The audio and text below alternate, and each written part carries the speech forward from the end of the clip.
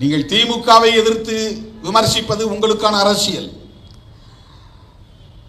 அல்லது திமுக தலைமையை எதிர்த்து விமர்சிப்பது உங்களுக்கான அரசியல். அதிலே நாம் தலையிட தயாராக இல்லை. அது நம்முடைய பொறுப்பு இல்லை. அவர்களுக்கு வக்காலத்து வாங்கக்கூடிய அளவுக்கு அவர்களும் பலவீனமாக இல்லை.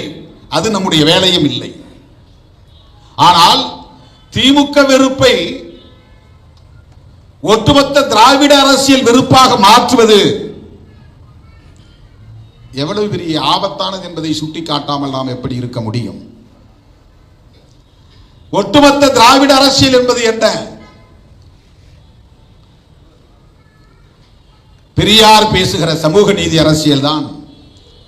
பெரியார் பேசுகிற சமூக நீதி அரசியல் பெரியாரில் இருந்துதான் தொடங்கியதா?